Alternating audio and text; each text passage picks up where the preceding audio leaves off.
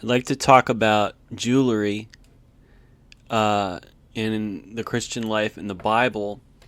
You know, the holiness people, I'm talking about Methodists and holiness people a long time back, used to forbid jewelry so much to the point that they forbid wedding bands.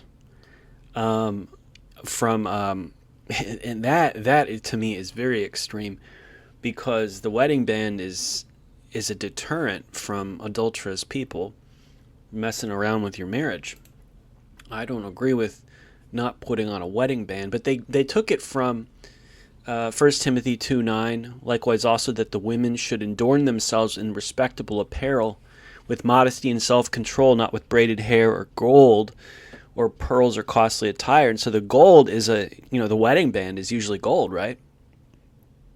And then you got First Peter 3:3. Do not let your adorning be external, the braiding of hair and the putting on of gold jewelry, or the clothing you wear. So again, the gold is the wedding band. So as a matter of conscience, I put that before the Lord when I first met my fiance, and we decided that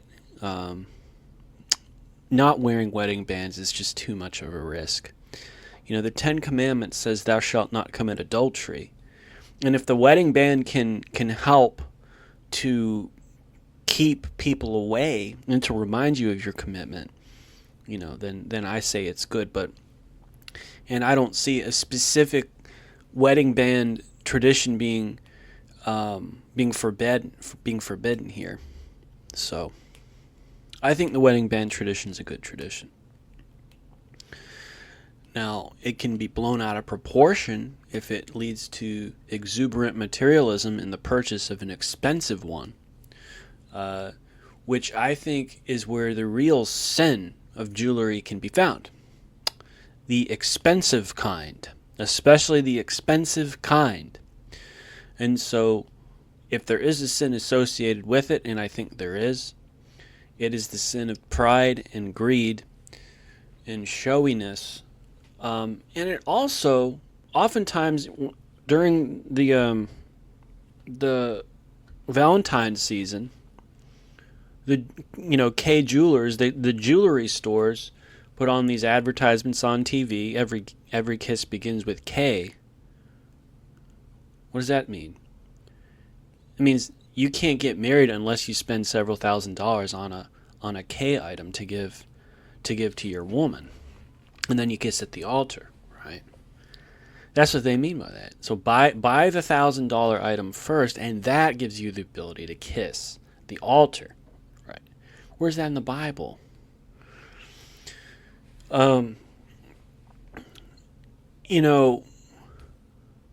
Isaiah 61:10, I will greatly rejoice in the Lord. My soul shall exult in my God, for he has clothed me with the garments of salvation. He has covered me with the robe of righteousness, as a bridegroom decks himself like a priest with a beautiful headdress, and as a bride adorns herself with her jewels. Okay. If anything, that supports the idea of a wedding band. Technically, a wedding ring falls in the jewelry category.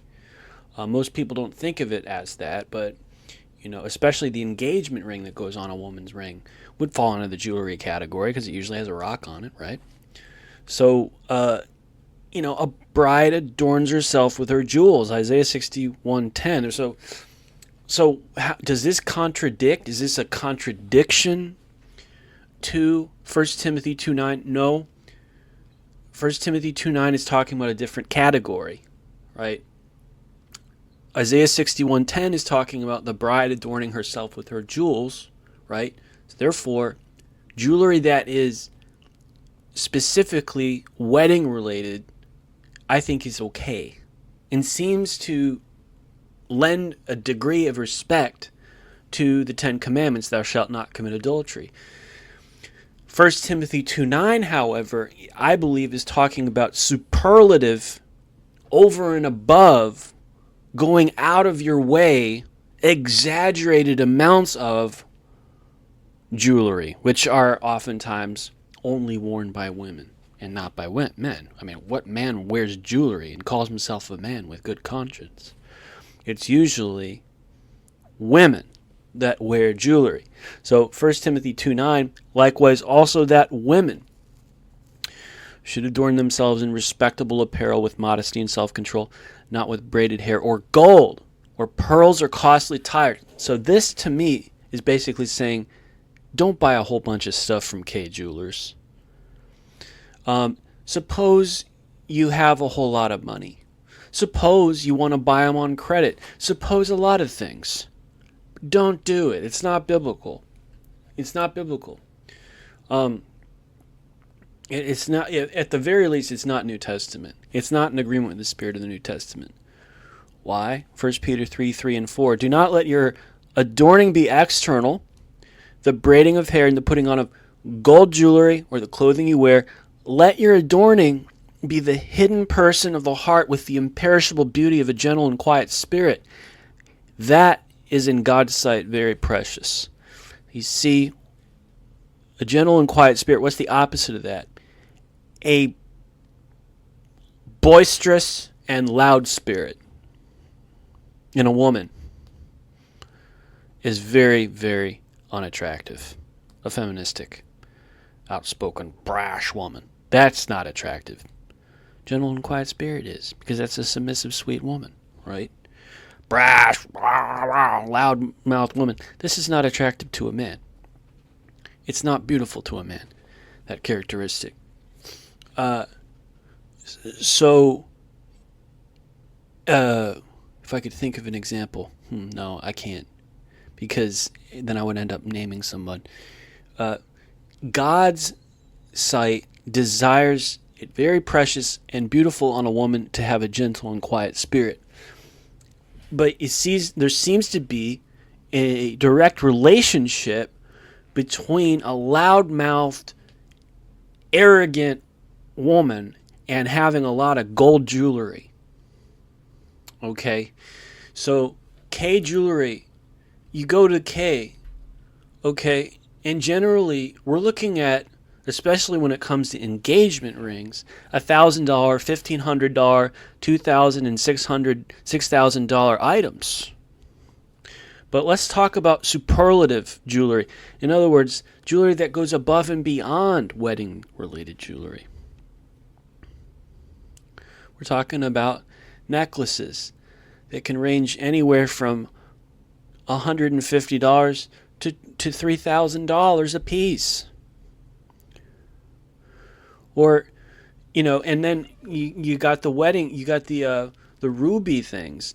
These things are usually bought around Valentine's Day, and they're a little bit more, affordable, and these are $40 items. But, suppose you love, and it's just wedding related. If anything, that has support in Isaiah 61:10. But do you really have to say, honey, my love for you is worth $1,500. That's how much I value our love. Now, this is where this gets really screwy. See, if the woman marries a richer man, he is able to say, but my love for you is worth $8,500. And so he ends up buying her an $8,500, an $8,500 wedding engagement ring, whereas the man of more modest means has to make payments on a $1,700 wedding engagement ring, whereas another man has to make payments on it and says, my love for you is so great that I love you $1,500 worth, whereas the other man who's richer says, my love is worth $8,500. Do you see how crazy this is?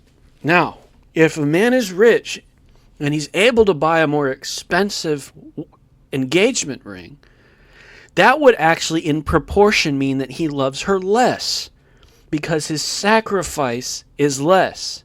If he makes $100,000 a year and he buys an $8,500 engagement ring, that's nothing to him, right? Now, if a man who only makes $400 $40,000 or $50,000 a year and he buys a $1,500 engagement ring, that's a greater sacrifice for a guy like that. And he has to make payments on it. That's a sacrifice. But you see what we're getting into here with this?